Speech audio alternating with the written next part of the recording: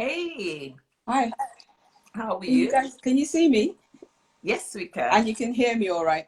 We can hear you. Because it's those two malfunctions that could possibly happen. But if that's okay, then we're good.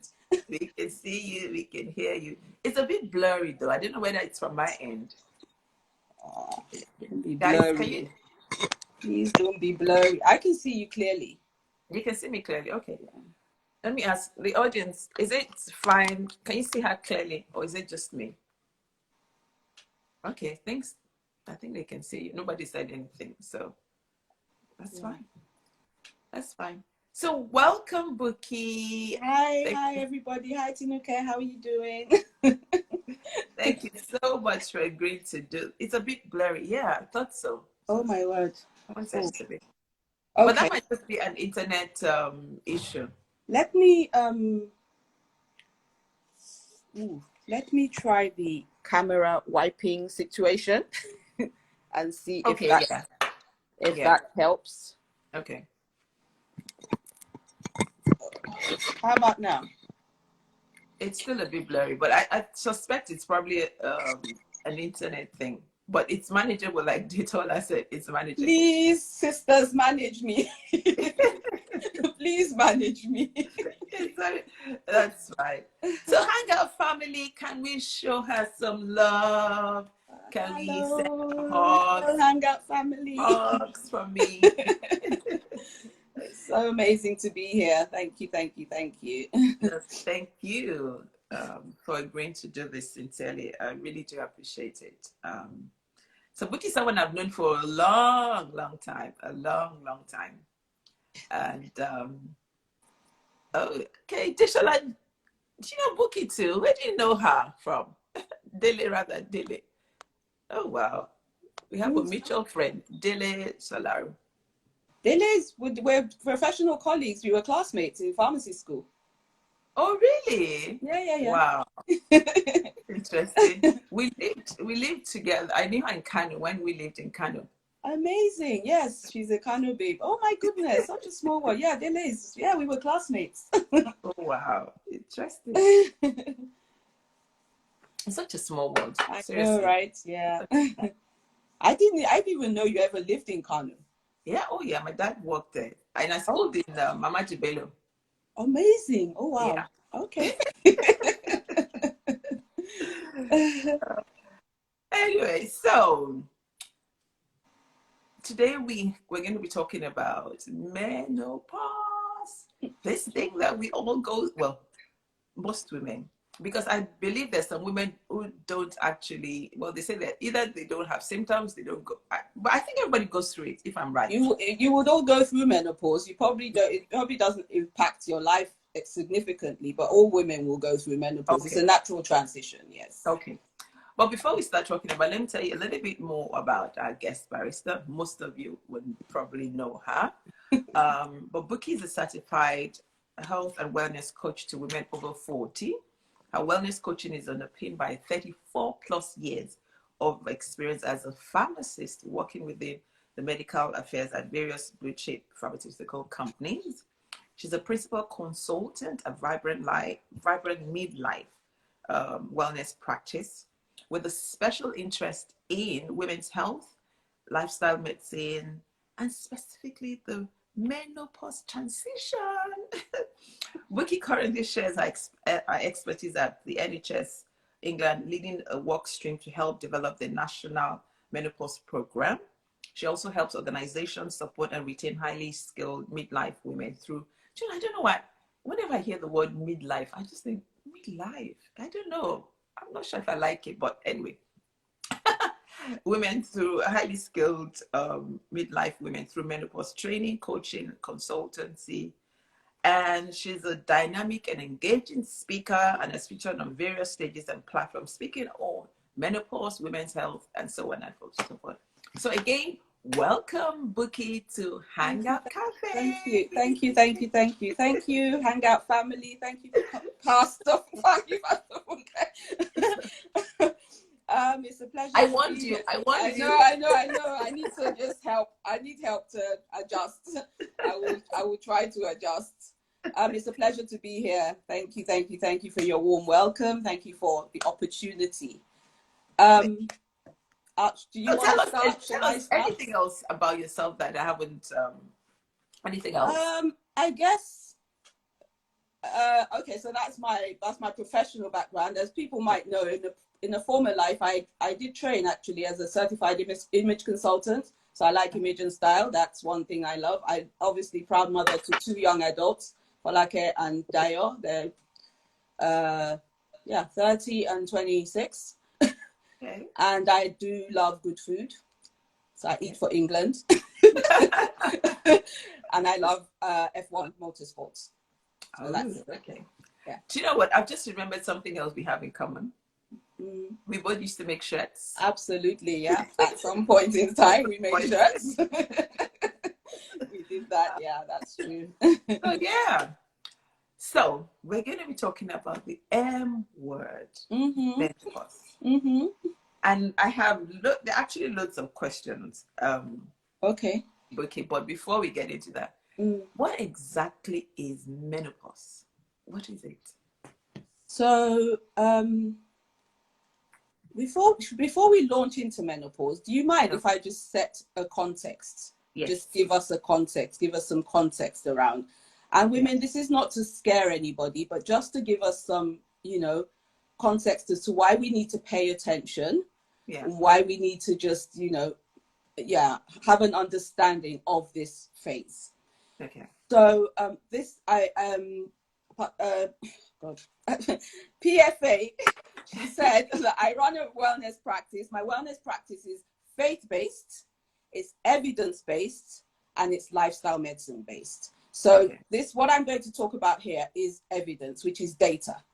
So it's not Bukky. This is what the data says about prevention of disease after menopause. Okay. And it talks about, at this point in time, chronic disease will begin to appear, will begin to emerge in women, which will affect the quality and quantity of a woman's life. The kind of things we're talking about are metabolic syndrome. So that's things around insulin resistance, diabetes, cardiovascular disease, osteoporosis and osteoarthritis. So that's aspects around our bone, which I will touch on later when I talk about the menopause. Cognitive decline, dementia, depression, cancers are the major diseases of concern.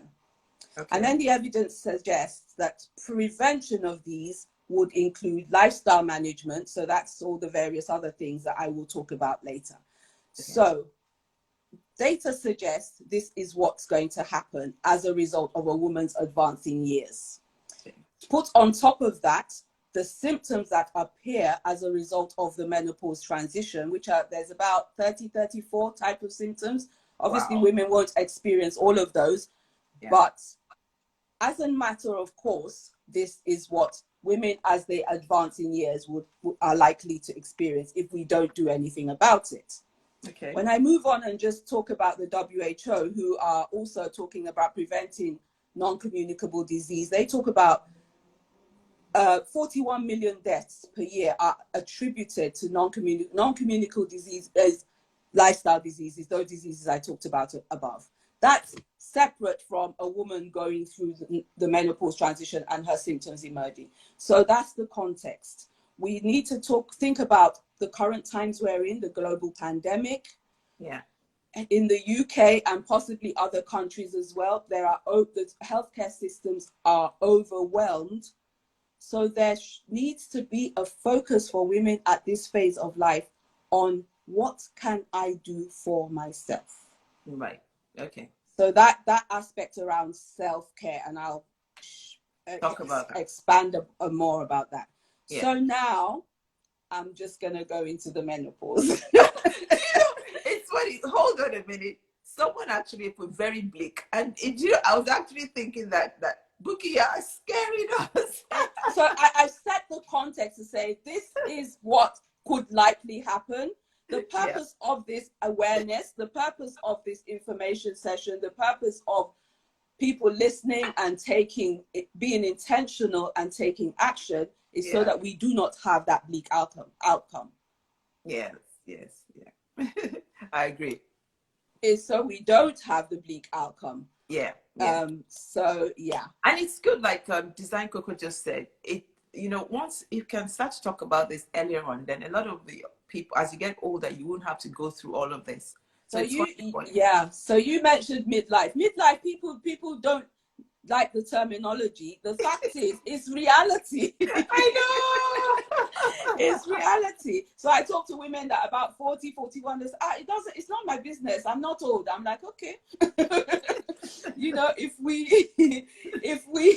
we start to be aware of what can happen, yeah, we start to make those interventions and those switches earlier on. Yeah. It helps our outcomes as we move forward. So what is menopause? It's a natural transition.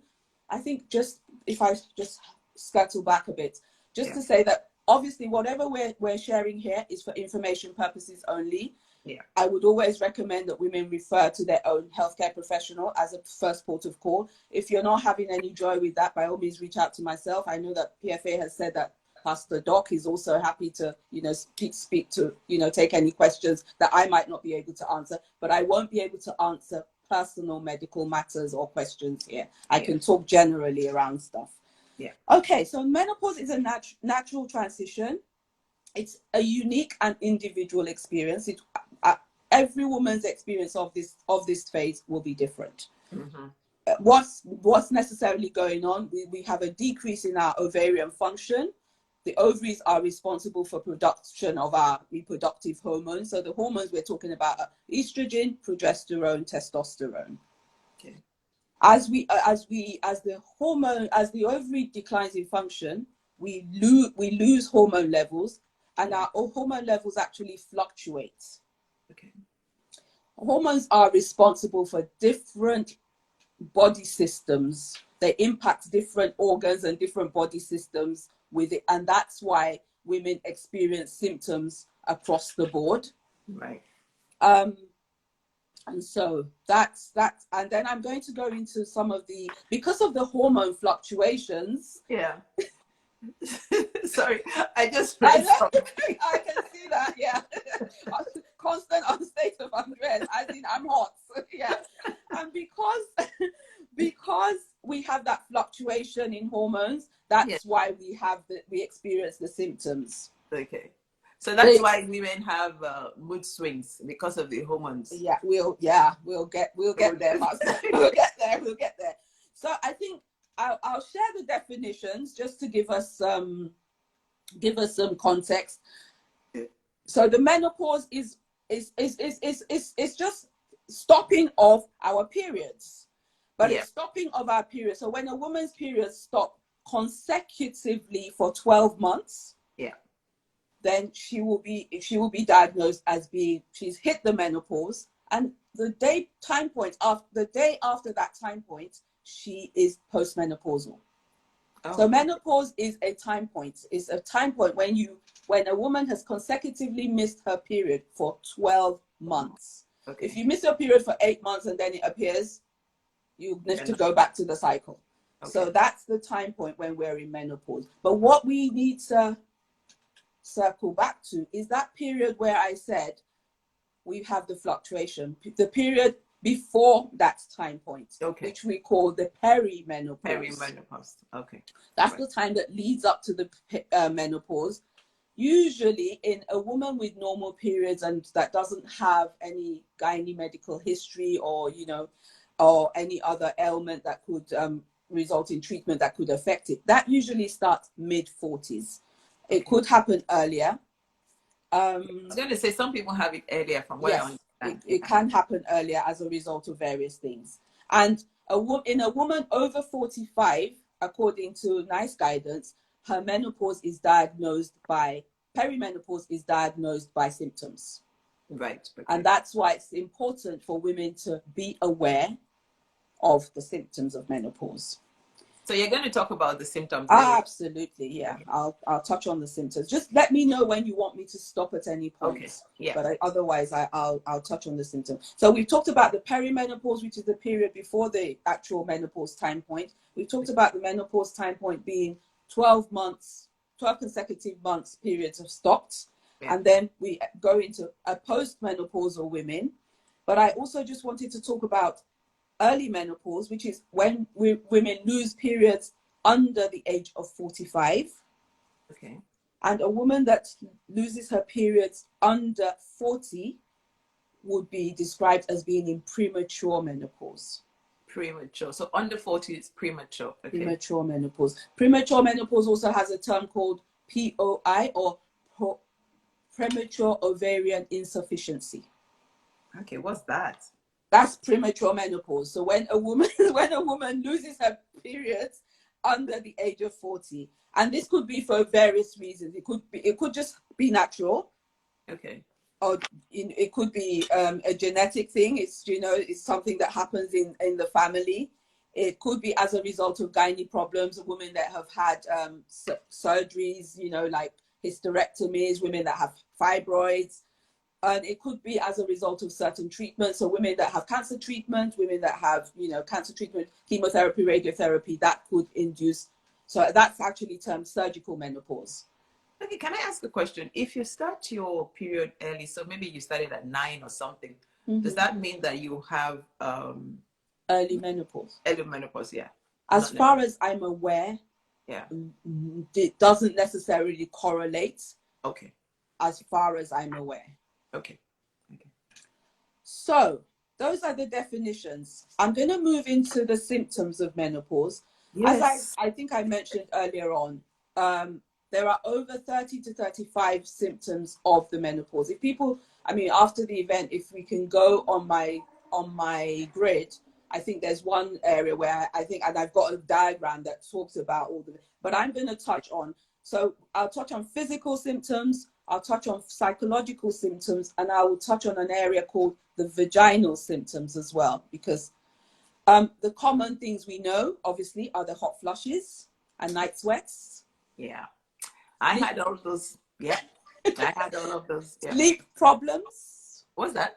Sleep. Insomnia. Sleep. Okay. So because our hormones are impacted in our sleep mechanism.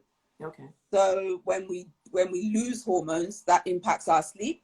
Okay. Joint aches and pains. I used to suffer terrible elbow and pain. I had no concept that it was actually as a result of. So sexual problems, so lack of libido and lack of desire. Okay. There's a kind of headache. It's like a migraine-y funny type of headache that comes through. Mm-hmm. Some women experience severe tiredness and fatigue. Yeah. There's the irregular period. And there could be the lighter period, but also some women might necessarily have really heavy periods that are quite that impacts their life quite significantly. Okay. There are aspects around skin. You find that your skin is losing tone. Yeah. You have dry skin, yeah. drier skin. Yeah. That's also because our hormones are impacted within our skin. Right. Something like hair loss. That's another one. Hair loss. That's another one that I experienced myself. The other one is I very recently I experienced a change in body odor. All of a sudden, I just noticed that it was just something different, which I needed to pay attention to. The other thing I experienced myself was I had really severe gut problems. Okay. Wow. So some women will experience bloating or just abdominal discomfort. You find that you then become more sensitive to certain foods. Yeah.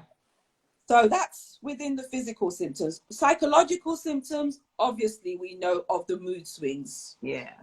And for any man that's listening or that will listen, your wife has not suddenly become a witch.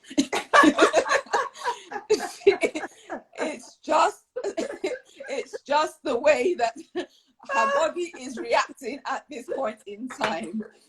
There, women experience anxiety. So one minute you're really happy, the next minute you could be floods of tears. The next minute you just want to be under the duvet, like I can be sometimes. There's anxiety. Women just have, they just get anxious a lot of the time. Irritability, you can be very snappy. Yeah. Forgetfulness. poor memory and concentration. And you will hear people talk about that encompassing term, brain fog. That's the forgetfulness. Yeah. That's the poor memory. And especially in the workplace, that could be can have quite a significant effect, because a woman at this phase of life is possibly at a certain level in her career, or in ministry or in business or whatever. You go to give a presentation, you open your mouth and your mouth is open and your head is not connecting.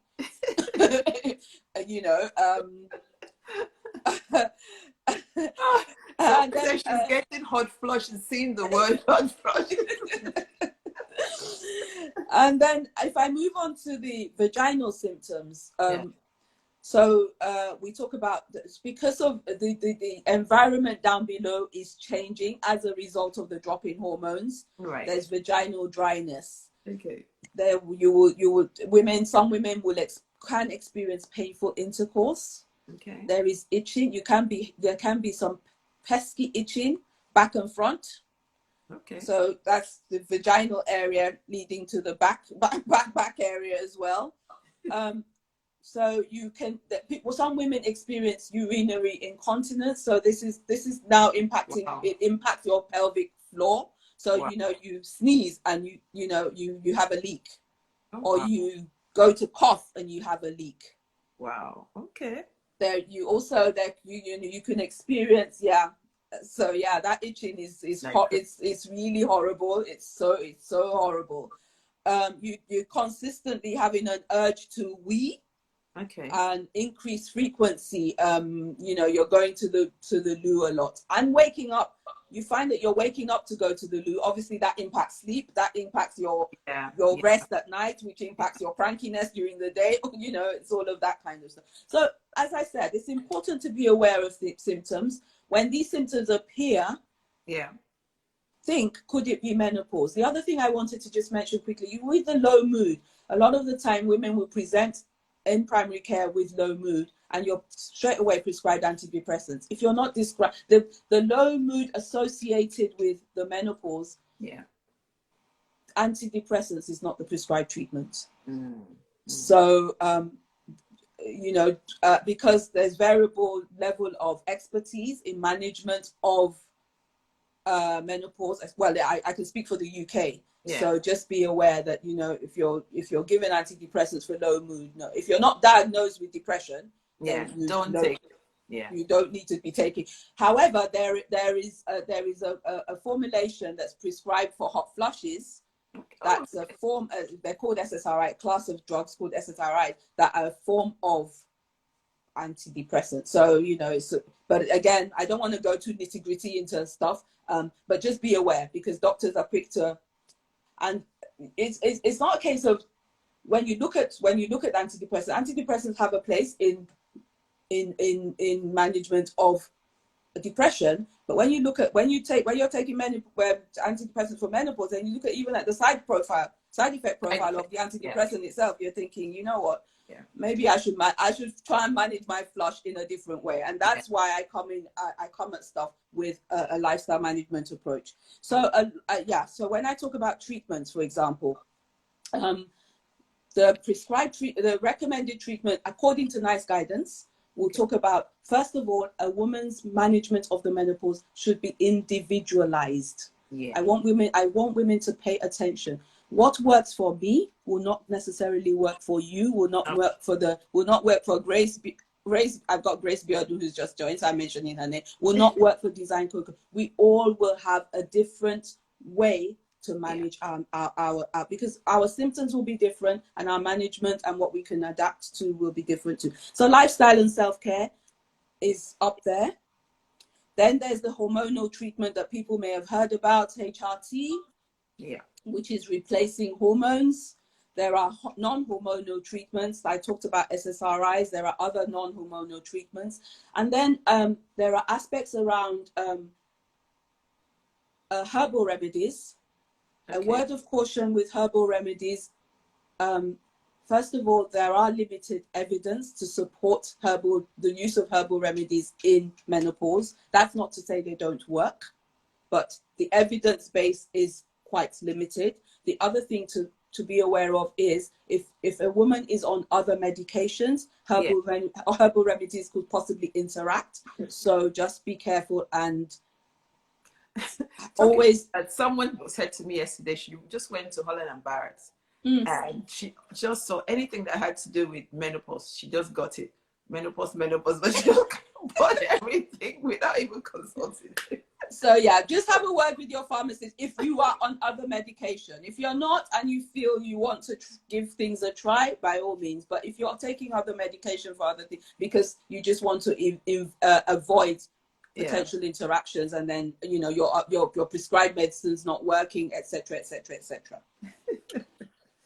So I'm gonna move into I'm going to move into. I think what Bukky, what's your before you move on rather?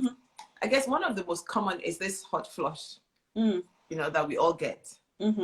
So how can we manage that?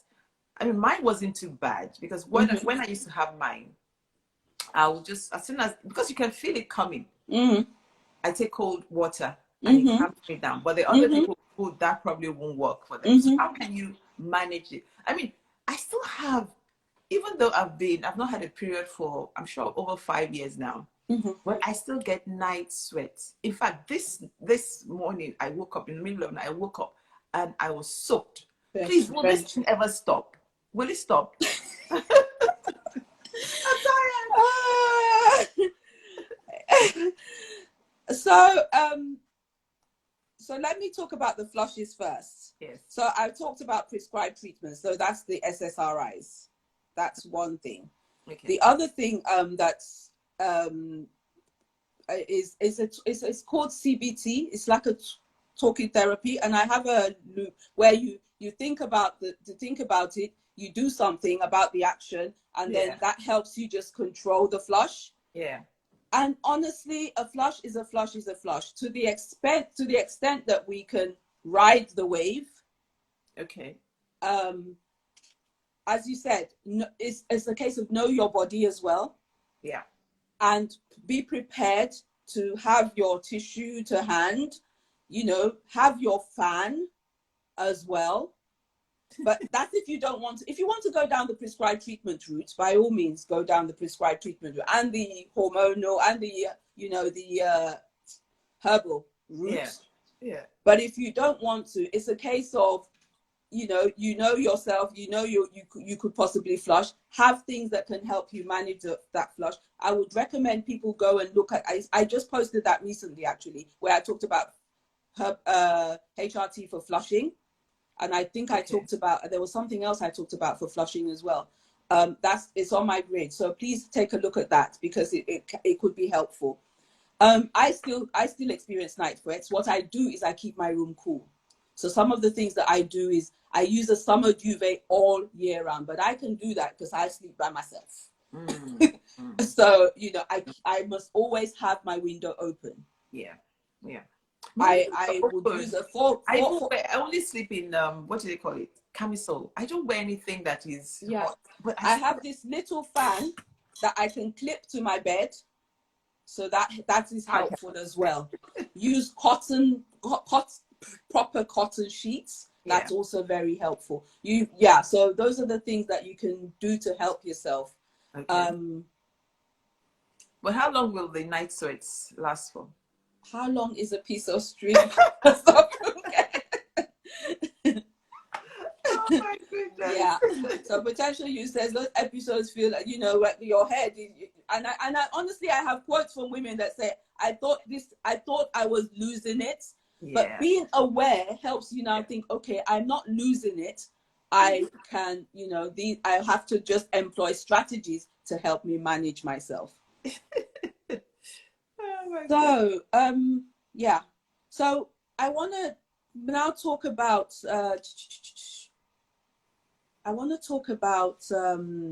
lifestyle change. Okay.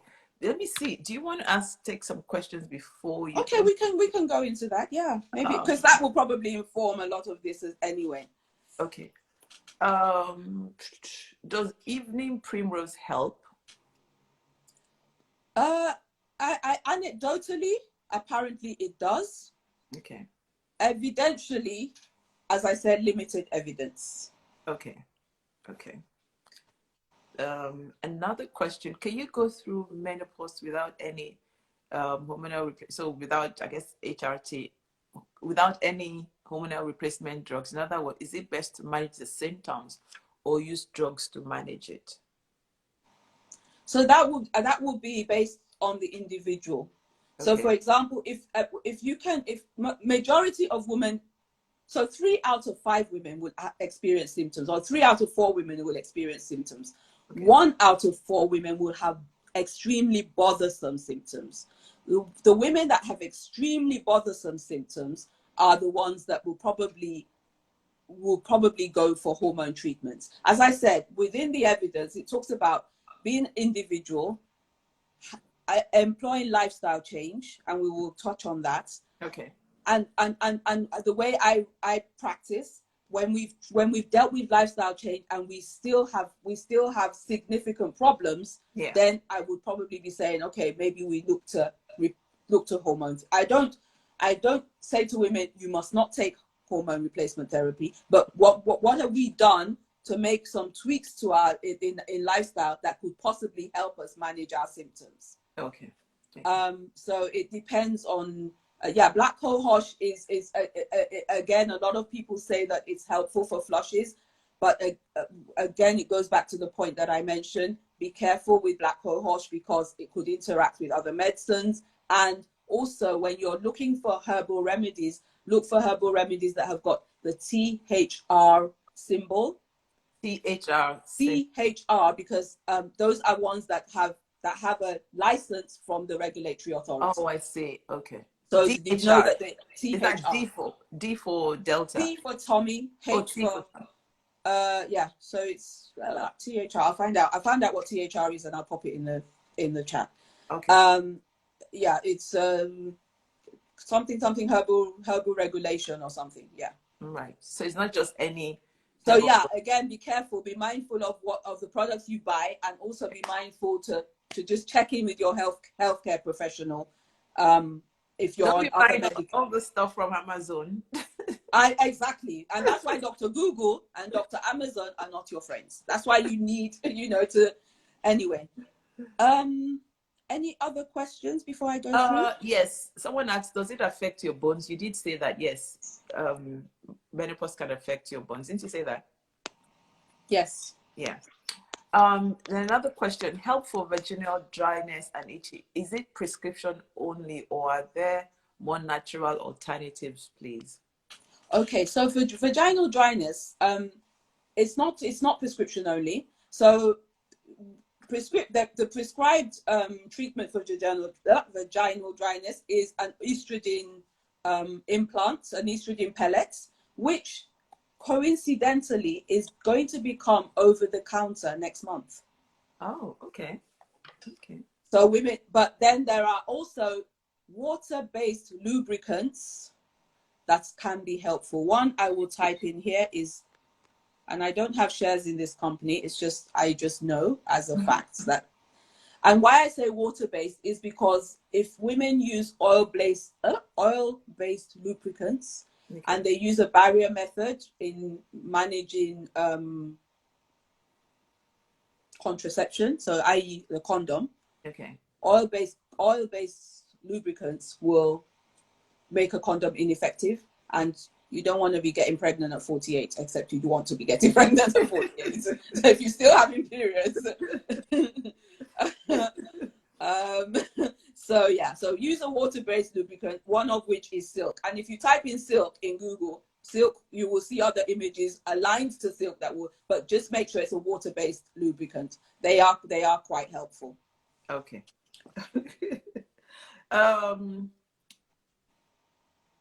Okay, I think we've talked about it. I was just looking at some of the questions. Let me see if there's another one that's coming. So who is Design Coco?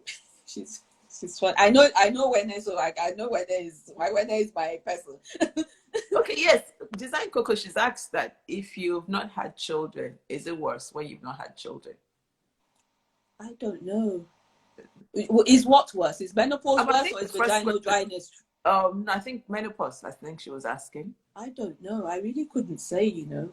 That's a question. I can find out, but I don't know that if you've had children or whatever, if that I don't Makes know a if that difference. impacts this, if it impacts. Let me write that down because that's a good question. Thank you. I'll check it out. Dr. Adiaga, I know you're listening, so can you send me can you help us with that question With also? that question, if Yeah. possible. Yes, please, Doc. Bail me out, please.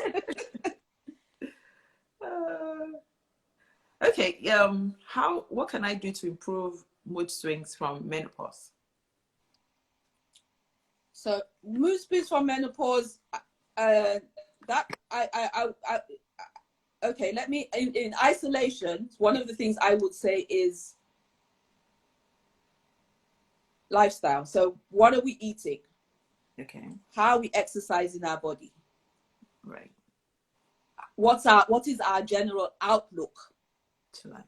Because all of what's going on in your head will impact your mood. Exercise helps the mood. Good food helps the mood. Okay. Sometimes I use essential oils. There are some oils that lift the mood. These are natural because I just like to use natural things. So these are natural products that can help with the mood. Right. Okay. Okay. So I know I've shared a lot, but what I want to say is menopause is not a midlife crisis as many women portray. Women women over 40, let me not use midlife, women over 40 are actually over half of the population. Right. Are significant contributors to the economy and to the world. Yeah. Is usually a woman at the top of her game. Mm-hmm. Who is gifted, talented, is full of expertise, and it is possible to live well and thrive at this phase of life despite symptoms. So what we then do is we look for solutions to our symptoms and we manage. And the basis of my belief, I said, you know, I run a faith-based practice. So the basis of my belief is God's word, which says that it's his intention for us to prosper and be in good health as our soul prospers. Yeah. That is God's intention. So when we have that as our North Star, I'm like, this symptom, I will manage you, you won't manage me. It's so true. Speak to your body. Yes. Listen to your body, understand what it needs, and give it what it needs. The other thing I would say is what got us to this phase of life will not necessarily take us to further. Yes. So there will be the need to make some adjustments. Yeah. And I think when we were speaking, Pastor Funke, I spoke about, I reframe it, because when we talk about lifestyle change or weight loss, or people kind of think, oh, no. They think I'm moving away from something. So let's reframe it. Okay. No, I'm not, it's not weight loss, or it's not this, or it's not, it's I am caring for this vessel that God has given me. Yeah. Yeah. So that I can work on purpose. I can live a vibrant, happy, healthy life. Yes. I am a woman who has a lot to do. Yes. Yep. And so I will not harbor and live with symptoms in my body. Yeah. And we have to so we just need to. Pardon? I said we have to be intentional about it. Absolutely. Yeah. Have the conversations, have the right conversations, have the conversations with your husband. Be open and, you know, have those open conversations.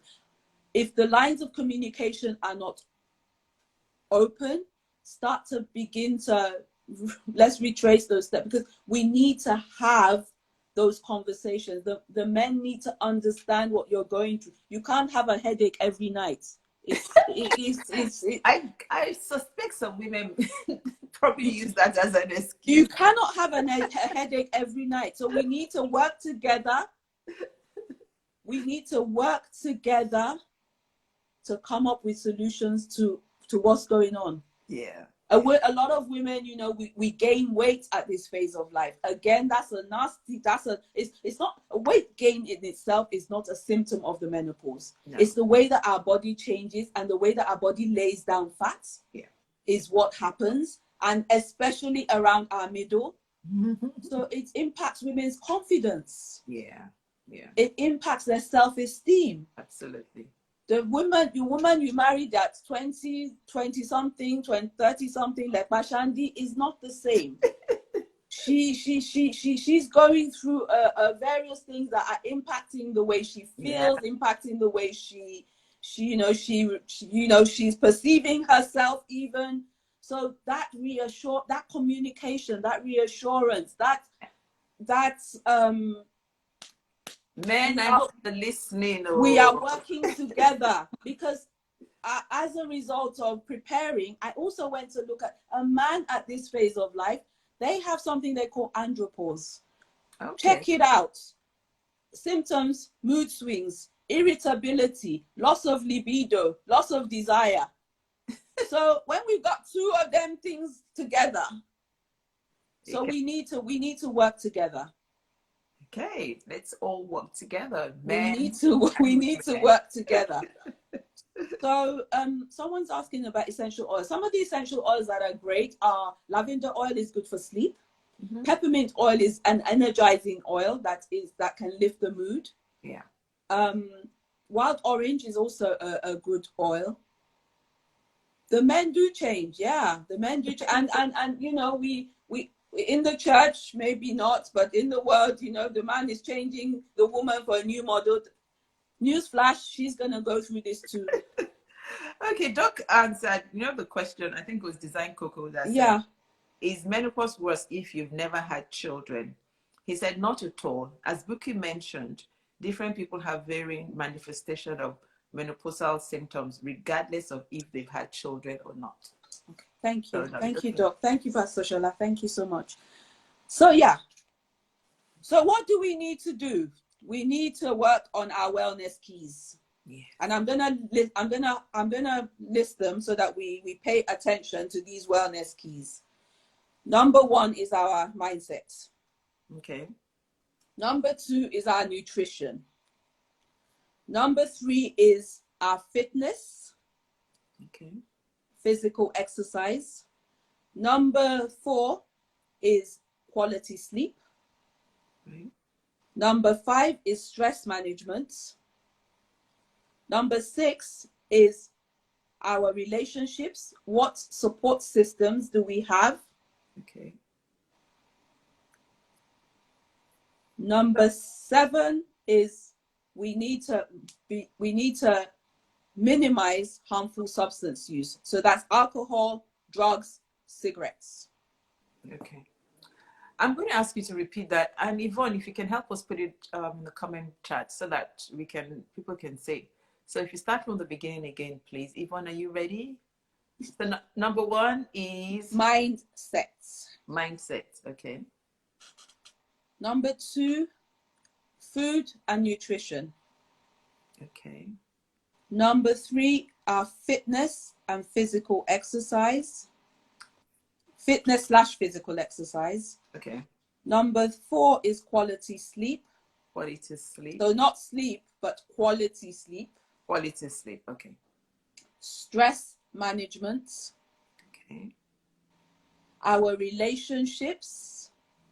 So, and that talks about your support system. Okay.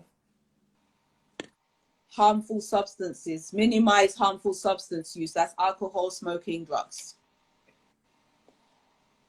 When I talk about relationships, we're talking about you fill your life with relationships that enhance your well-being and remove those that are toxic.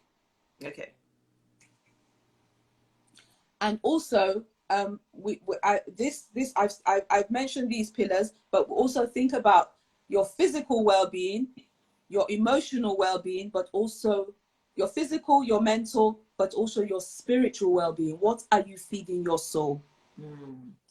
Okay. Someone asks you to define quality sleep. Sleep is when, quality sleep is when you are well rested, as against chop and change. So you have quality sleep when your phones are not in your room, when your telly is not on. Yeah. Yeah. When, you know, you've created an environment where you can at least get 6, 7 to 8 hours of sleep, where you're not on vigil every night, you know, because we are church. You know, because it is when you sleep that you give your brain a rest, yeah, and your body a rest to just regenerate itself. You know, it's so funny. I was thinking the other day, you know, a lot of these motivational speakers used to say, you just need 4 to 5 hours sleep, and you know, you get on, why you sleeping? If you sleep for over 7 hours, then you're lazy, you're this. But now everybody knows that you need to sleep for at least 7 hours. You need to have proper sleep. And I'm preaching to myself here, because I can be bad. so I can be bad. But truly, your bedroom is for sleep and lovemaking. Yeah. Oops. Yes. Well, for those who have, for those who are in that space. Yes, let's qualify it. Let's qualify it. Let's qualify. Before they say that, I'm encouraging.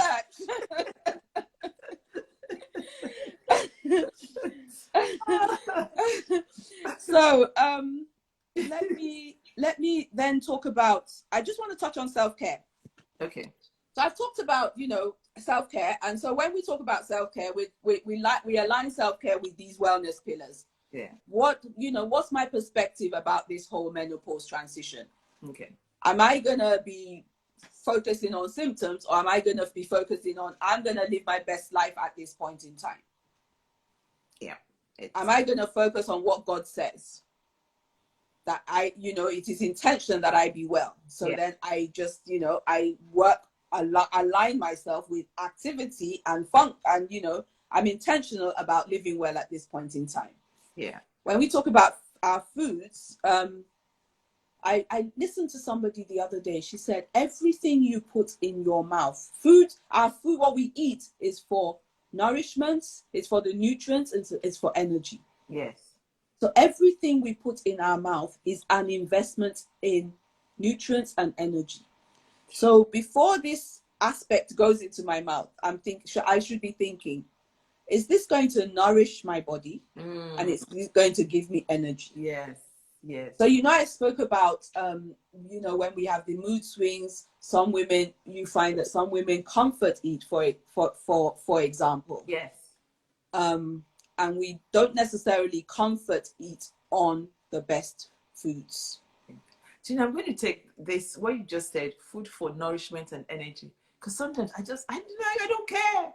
But now I'm going to think, is this going to nourish my body or give me energy? Thank you so much for that. What investment is this? What investment am I making in my health and my body and my well-being whilst I put this thing? Yes, bet chocolate is so good. I know, right?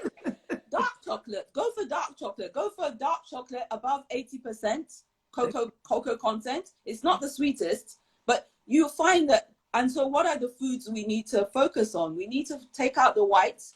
We need to focus on the whole foods. And I've got various posts on food on my grid. We need to focus on less processed food, less sugar, because the sugar spikes affect our hormone balance, affect our symptoms. Yeah. Crisps is my weakness, so I don't even bring them into my house. You give me a 6-pack of crisps, I can, I can do. So yeah, we all have them, but we've just got to be mindful. How are we moving our bodies? Yeah. We're not a race that necessarily likes to move. Sure. We need to start to change those paradigms. Yeah. Because honestly, and the exercise and what we need at this stage is we need mild to moderate exercise. Yeah. Because you don't want to be doing anything too strenuous that will impact your joints, that will impact your stress hormone levels as well. you just want to, you also want to be doing exercise that would strengthen your muscles, because of the loss of hormones, we lose muscle mass as we grow older. So you want to be doing the weight bearing exercises. So that's walking, that's your planks, that's your squats, that's your you know, using resistance bands, lifting little weights. Yeah. And what the counterintuitive thing about exercise is, as you do it, you begin to find that the pain reduces. You begin to find, I mean, I have this shoulder situation. It's the day I lift my weights that I don't experience my shoulders. So we need to be doing the stretches. Okay. We need to, you know, we need to be doing the stretches. And in as much as yoga and Pilates are not compatible with Christian faith, yoga poses and yoga stretching and the breathing that goes on there is very, very beneficial for our well-being. Okay. Pilates, again, dancing, that's true. Dancing is a really, you know, dance and sweat. It's a really good, it's a really good thing. I'm actually joining a dance challenge for the month of August. I'm there. Please, where is it happening? Macmillan. I'll send you the link. Macmillan. Please, yes. Dancing is really, really good. A brisk walk is phenomenal. And what a walk also does is it clears your head. Yeah. It just clears your head. I know when I go walking and I need to speak to God, in fact, it's a good thing. So yeah. Okay, Bukky, someone asked a question about HRT and cancer. So I've got Doc here. He's going to come on to answer that question, because I know she's asked like 3 or 4 times. So can we welcome Dr. Ayoade to help us with this HRT and cancer question? Okay. Should I sit on your leg? No. That's so funny. I want to join the dance challenge. You want to dance? Okay. Hi guys, Bukky, well done, very well done, very informative. Thank you, sir. Good afternoon. It's good to see you. And good afternoon, everyone.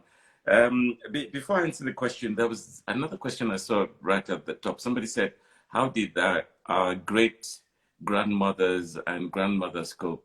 And I just thought they coped. You know, they didn't have the benefit of some of the options that modern medicine has provided. So I think they just endured it. Maybe some of them used herbal medication, but they just coped. Because like you said, Bukky, the symptoms varied from person to person. But they were also probably more active than we are. Absolutely. True. Very true. Okay. With regards HRT and cancer, the first thing to say is that hormones have suffered a lot in the hands of people, and I've had a lot of bad press. You know, hormones have been incriminated for a lot of things which are not true. I remember, I can't remember when it was. This was in the early 90s. We did a research on HRT and ovarian cancer. Long story short is that HRT does not cause cancer. Or, let me put it even broadly, hormones don't cause cancer. And I think it's important that people understand that. What they can do is that they can unmask the propensity of somebody who is going to develop cancer. So let me give you an example. If somebody was predisposed to ovarian cancer, let's say, for example, they had a family history of ovarian cancer, the mother had, the sister had, and genetically they're predisposed to having ovarian cancer. If they start taking hormones, and that could be either HRT or the pill, for example, it can unmask that propensity or accelerate the propensity. So that's the important difference. But if you were not going to get cancer, HRT or any hormone is not going to make you get cancer. I hope that is clear. Yeah, so can I go now? Sorry, go on, Bukky. I was going to say that some treatment though, and some evidence at the moment does say that some cancers might be contraindicated, or hormones might be contraindicated in some cancers, or women that have history, depending on how the cancer expresses. Yes. Yes. So it's the same thing. So if so, first of all, if somebody was going to get cancer, as in it was already there, it's going to develop, and then you take hormones, it can accelerate the manifestation of cancer. Absolutely, yeah. So and there's some cancers also that are that okay, let's use breast cancer for example. You know that there are some breast cancers that are either estrogen receptor positive or so depending on, but the key is that if it was going to develop, it's not that taking hormones makes you develop breast cancer. Absolutely. Yeah. And that's why, you know, you need to have the conversation around your family history, all of those kind of aspects, and, you know, not refer to Dr. Google. Yes, absolutely. Please avoid Dr. Google, please. Okay, quick, before you leave, there's a question. Is there any way to check that propensity before going on HRT? Okay, good question. I think two things. Again, Bukky mentioned this just now. Family history is very, very critical. And we talked about that a few weeks ago. And family history is not the same thing as family gist. Because what happens... Yeah, no, seriously, because one of the things that we found out, particularly when it comes to field medicine, is, let me give you examples. If your mom had very bad hot sweats during menopause, and then she says to you, oh, you know, women always have very bad hot sweats. That's not true. That's gist, because she's using her experience and using that as a gospel, what's it called? It happens a lot. A woman has bad labor pains, and then she says to you, oh, because I had bad labor pains. That's not the same thing as a genetic history of something. So we're talking about if somebody actually had, if there's a history of breast cancer or ovarian cancer in mother, cousins, or stuff like that. So it's always good to ask questions about family history. That's the important thing. But next to that is just screening. So when you get to the right age, for example, you do your regular screens, the mammograms and stuff like that. And that's it. And I think once you've done that, and if there's no contraindication, then you're welcome to try HRT. What I always say to people also, and I think this will be my last bit, what I always say is the way information is propagated is generally not in context. And what I mean by that is, if, let me try and put it in a simple way. So when we talk about the occurrences of cancer, please always think about incidence. What is the incidence? How many people actually have this? So what's the, I mean, I don't know the figures off the top of my head, but it's like 1 out of 10,000 people have a particular thing. That means it's not a common thing. And why I say that is that I always say to people, loads of people have HRT. Loads of people take pills and stuff like that, and they don't develop any cancer. Always put things in perspective. That's my last bit. Okay. What age should one go for a mammogram in Ontario? In Ontario. Okay.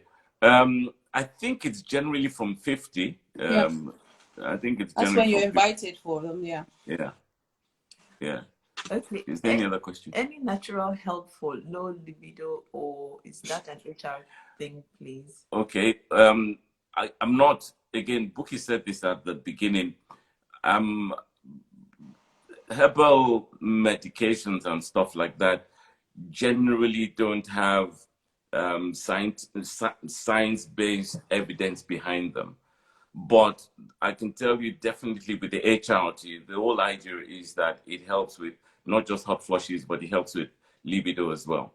And then there are also testosterone replacement therapy as well that can be added to the conventional, because conventional HRT therapy is estrogen or estrogen and progesterone. But you can also add testosterone therapy to that. They have testosterone implants and stuff, or testosterone gels that can help libido. Okay. Okay. Testosterone is not licensed in the UK though, Doc. Oh no, it is testosterone. Female testosterone is not licensed in the UK. No, they've been using it for ages. Off license, off label. Yes. Yeah, it's available, but it's not. It's off label. Oh, okay. Well, I'll concede, but it's been available for quite a while. It's available, but it's off label. But it's okay. But and women do get it, because what happens is, because a woman will appear at a primary care and say to her GP, "I want testosterone." He's like, "I can't prescribe it." Because you know why, Bukky, we used to give testosterone implants in those days. And when I say in those days, secondary care. Yeah, in the hospital. That's secondary care, but the average woman, before she gets to secondary care. Oh, I see what you mean. I see what you mean, that you can't just go and get. No. Okay, sorry. At primary care level, it's the GPs. They're quite reticent. They're quite reticent. Oh, yes, you're absolutely correct. I thought you meant that it wasn't licensed for use at all. So testosterone implants were given in hospital. You're right. Like secondary care, definitely, yeah. Yes. Thank you, Pastor Doc. Thank you, guys. Have a good afternoon. Okay. Well, great. Okay. Bukky, before we go, let's bring on Morenike, if she's ready, to come and talk about her symptoms, just to tell us what she's going through, to bring it home. Morenike, are you ready? I'm going to invite you. Where is it now? This has been really good. Bukky, awesome. Well, thank you. Really, we haven't even scratched the surface. We haven't. But you guys will. Okay, we'll see. Thank you, Pastor Bukky. She's put her. I'll actually pin it on. Hang on. Morenike. Hello. Hang on. Hi, how you doing? I'm good, thanks. Good to see you. I know, right? I'm trying to pin Bukky's thing so that people can. Oh, where is it? Why doesn't allow me to pin it? You know the thing you posted. It won't allow me to pin it. Can you put it again? So maybe Which one? I think something you put about. Oh, the women's health concern. Yes. Okay. So, Morenike, welcome to Hangout Café. Your first time here. I'm thinking, why did I say yes? Oh, Lord. No, thank you. You know, we first spoke about it. Yeah. So, it's good that you're here. So she's going to tell us, currently going through is it perimenopause, yes. Okay, so tell us about some of the things that you... Somebody says, I look 15, why am I dealing with this? Don't believe what you see. If I kind of dial back a bit, a while ago, I had a chat with Sis, and I was saying that as Christian women or as the church, we don't talk about this stuff. We don't share. And I was always like, how is it that there's so many people who've gone through this before me, and not one of them ever said, oh, by the way, XYZ is coming, be careful, or just information. So it kind of hit me by surprise, because I just wasn't expecting. I think I just thought it would just, like, you wake up one day and you stop and that's the end of it. Yeah. And I also didn't realize that some of the things I was dealing with in my 40s was connected to this. So I just didn't make that connection. And whenever I went to the GP, and this has been, and I'm apologies to great GPs that I have as friends, but my experience hasn't been great with GPs, because I'd go in and say I'm experiencing this, and then it would either be for heavy periods, because I got a period of time when my periods went really, really heavy, and most embarrassing was I went to Primark. I went to Watford with my daughter. Okay. In fact, so much so she doesn't like going to Primark with me now. But I was in Primark, and all of a sudden I was really, really hot, and I didn't know what was going on, and I just thought, what on earth is going on? And then I would get really, really painful cramp, and I literally could not drive the car. The car park attendants had to call an ambulance. It was so embarrassing. My husband had to come and get the car. He literally had to come and pick us up, drive us home, and then go back and get the car. It was that kind of debilitating pain. And once again, at that time, I didn't even connect it with menopause. I just thought, painful periods, heavy periods, just all kinds of all kinds of stuff. But I think over time, and I then started reading about it and then realized that there were all these things. So aching joints, sleeping on like shoulder, hip pain. Thankfully, not too much as far as hot flushes are concerned. But I think, like we were chatting earlier, I've just taken to like not wearing clothes, and I've said to the children, if you don't want to be offended, No. don't come into my room, because the kids are like, but mom was gonna say, hey, this is where we are. So it's like Tola says, the minimum of clothes. Those contraptions, it's really funny. One of my friends recently gave me, I've never had one, but one of those USB charger fan type things, which you can just plug in and then you have a fan with you everywhere you go. So that helps. Deep breathing, because I found when I was getting hot flushes, if I just try and calm down and breathe, just breathe deeply for a few moments, then it passes. I think you mentioned that. Deep breathing. Deep breathing. I didn't try the cold water thing though, but I think the things that had been the most difficult for me that I've taken to just natural therapy was all the vaginal symptoms that you mentioned. It has been it's quite impactful. And and I think the thing that just frustrated me the most was whenever I went to the doctors, it was almost kind of brushed off, like and they would say things like, oh, well, based on your age. I'm like, yeah, but based on my age, I, by God's grace, have many, many years ahead of me. I don't want to be dealing with all of this for the next, however many years. So I took to doing my own research. I researched vaginal moisturizers, found a couple that work really well. Absolutely. And then also, what else? So I looked at different things, so different supplements. So I know there's all kinds of thoughts about it, but things like soya, things like maca. Maca's been very good for me. So I have maca tablets, and I've taken to having maca powder, which I found beneficial. Yes, but people obviously have to see what works for them, and then obviously work through that. Having conversations. So I mean, for people who are married, thank God. I mean, my husband's been very supportive. It's been, because obviously things are different, and just adapting to that stage of our lives and trying to, I guess I would say, weather the storm. Only because sometimes it's just like, what on earth is going on? And just understanding that, I think, I don't know how the age of people on here, so I have to be careful what I say, but in terms of just being more patient, understanding that things don't necessarily warm up as quickly as they used to, and you kind of need to take you need to take a bit more time to basically that sort of thing helps as well.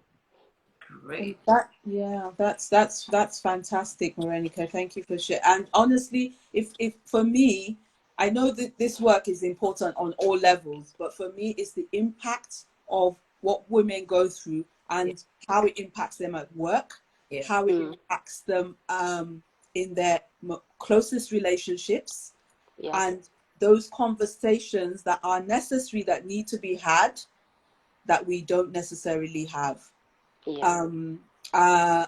Also, just creating the awareness, being aware of these are the, as you said, it just hit me. I hear that all the time. I have quotes here on this iPad that I can read to you, where people just say, I just thought I was going mad.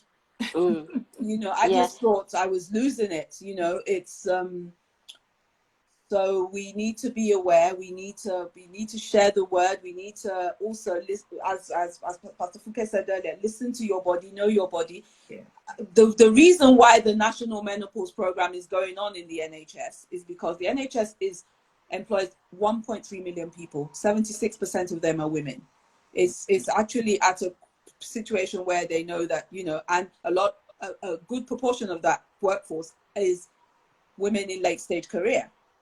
Who they need to keep in post. They also know that across the board, primary care level, there's very, very, as Marenka said, I found my GP unhelpful. That's what we hear all the time. At primary care level, there's haphazard menopause care. Yeah. So the bulk of the work that we do at the moment is to just create an optimal pathway for clinicians in terms of this is the way to treat women at a certain age. Also education and education for healthcare professionals as well. So that's doctors, nurses, pharmacists at primary care, so that they are aware when a woman turns up, she's over 40, they need to be thinking differently and not just doling out prescriptions. And again, on the workforce side, we're creating, training the workforce, modules for training, guidance documents, all of that kind of thing. There's a site I will mention. I will not. It's called the Self-Care Forum, and if you probably just put in self-care fact sheet menopause, that's something that's been developed recently. It's up-to-date information, so that could be helpful for women as well. But I also put in there the Women's Health Concern. That is the patient arm of the British Menopause Society. Has a lot of information, a lot of fact sheets. Again, menopause is very topical at the moment, so it's out there. The internet is awash with information. You want to make sure that your sources are reputable sources, sources that are evidence-based, because you don't want to lead yourself down. But the WHC has a lot of fact sheets on there, a lot of useful fact sheets that are quite helpful. Okay, thanks. And that's the other thing that we can vouch for. Sorry. The other thing I was going to say, the other thing that I've been noticing recently, and what I've been trying to do is, all of a sudden words just kind of like you want to say something, and you can't remember the word. It's like you just go completely blank. So I've taken to writing down things a lot more, because I'm not relying on my memory like I used to, where previously I could just remember everything, because then it gets very frustrating when you're trying to remember the word. And I feel like I'm trying to pull it from the back of my head to the front, which was just it. Yeah. So I say, and then I guess also being kinder to yourself, and just accepting that this is a season, a phase. It's a transition from one stage of life to another, and prayer. Yeah. Prayer. I've been taking each one of these things now and being a lot more intentional about them, which is why I love what you said about God wanting us to prosper and be in health. Yes. Even as our souls prosper. There are a couple of posts on my grid. One talks about I have scriptures for each of the wellness pillars that I mentioned. I have a scripture for each of those. I'll tag Pastor Funke, and she can then share with whoever. That's in there. The other thing that you spoke about, care. We as women, we don't necessarily invest in our well-being, in our self-care. Right about now, I am going to be diarising spa treatment every other month. I want to do monthly, but I'm thinking, let me do Bukky, just calm yourself down. But honestly, every other, and that's what works for me. What works for different people is different, but we need to focus. A lot of what we're buying now, we don't necessarily need. We need to also be thinking, how am I streamlining my life? I can't be at every meeting. I can't be at every ministry. I can't be jack of all trades. Event, every wedding, how am I streamlining my life right about now? And it comes to the fact that, what is your why? My why is, I am a woman on purpose. I need to be functioning to do what it is God's called me to do.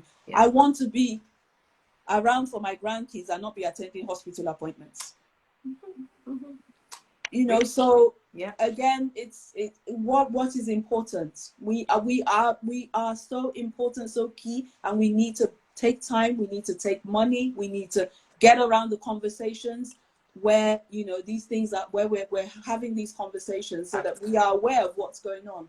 I'll shut up now, sorry. It's just it's so true though. It's absolutely true. Women, we have to be very intentional about looking after ourselves. And not give any other person the responsibility. No, seriously. And not waiting, and especially those that have younger children, not waiting till when my children are older, or start now, start from now, and start to take care yourself. So it's And share really, that information as well, because I think one of the things that I'm quite keen on is making sure that, I guess to a certain extent, my daughter doesn't have to go through what I've been through in terms of just.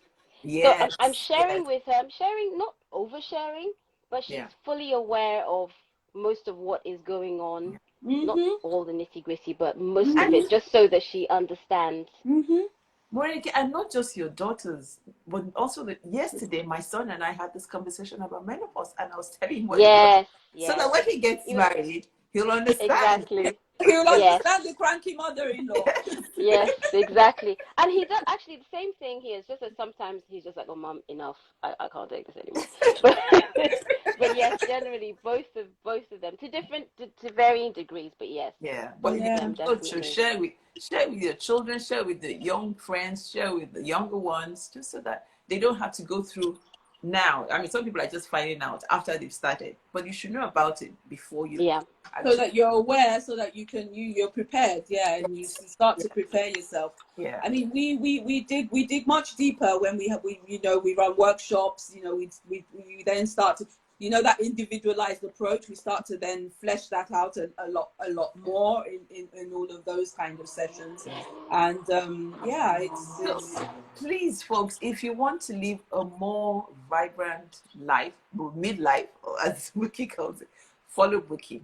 And her Instagram handle is what's it called again? at Vibrant Midlife. At Vibrant. Put it up, please, for us. Yeah, thank you. Put it up. Okay, someone asked a question, which Doc answered. The question was, can fitting the coil, can it start pre-menopause? And he said no, that the coil may cause irregular bleeding, but premenopause is as a result of the ovaries failing. So fitting the coil does not start pre-menopause. That's what he said anyway. So yeah, wow, Bukky.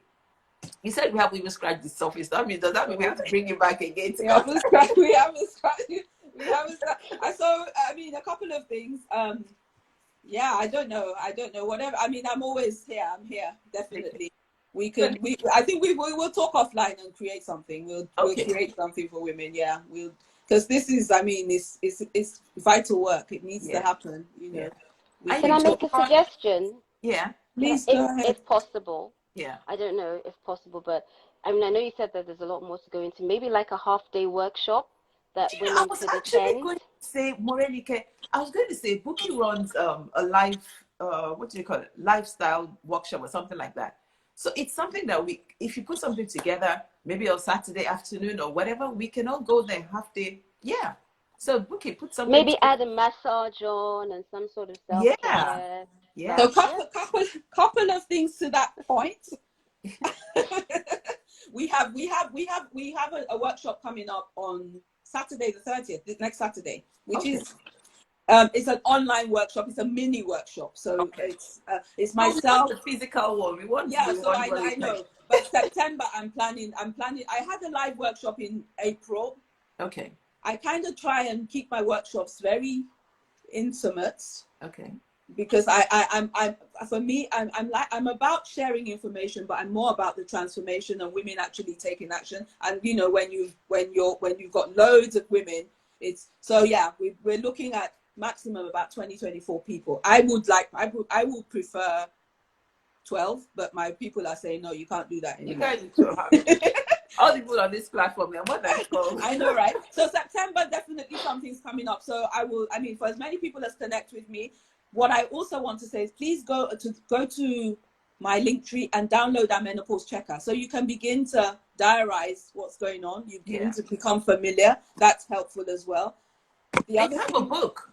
Oh, is it? I have a journal. Yes. A journal.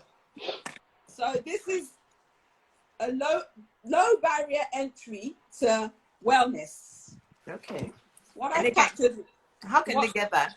That's on my site as well. Okay. It's on my Linktree. It's on my site. In here, we have 52 weeks of wellness action. Okay. We also have a meditation verse. Okay. We have affirmations. Okay. We capture gratitudes. Right. And so when I was speaking, a lot of the time when we talk about change, what's useful is accountability and support. This is a tool to help you be accountable to yourself. Okay. But it's also a time for you. It creates an opportunity for you to take time out and be intentional about your self-care. Fantastic. And drum roll. So this is for me, that's old school, that likes to write. Drum roll. I think by next week we're launching our e-version of this journal. So again, fantastic. Wow, this has really been great. But as she said, there's so many things more to cover. Yeah, Bukky, we have 3 minutes to go. Leave us with the last word with regards to this menopause thing. Last word. Last word is last words. Okay, words, yes. Men's groups, let's speak to men's groups. More women's groups, let's get involved. And the last word is make time for wellness so you don't have to wait time for illness. Say that again. I love that.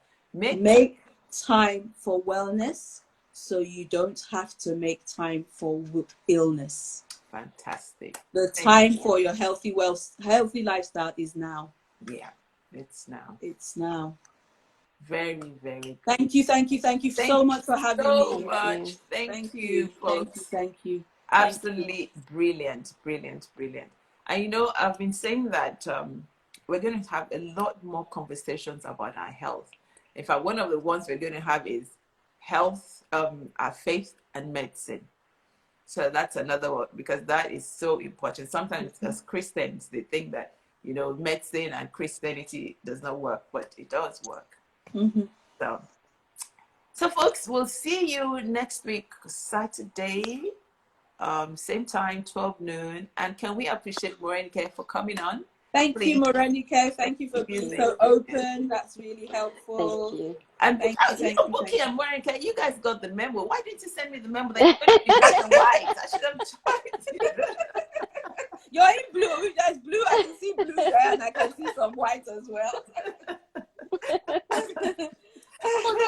Oh, sorry, Bukky, I just remembered someone asked that what about for those in Nigeria? I guess they can join the online thing you're having next week. Yes, and please connect and let's see what we can put on for you. That's not a problem at all. Okay. Not a problem at all. Please, for as many as are on here, please follow us, please connect with us, and Great. Thank you. Design Coco, I want to know who. I'm going to find Design Coco and connect to Design Coco. I don't know who engaging. And that's why I love our Hangout family. They're just so engaging. Thank you so much. Hi, Dele. See you all. See you next week. Bye-bye. Thank you so much. God bless. Bye. Bye.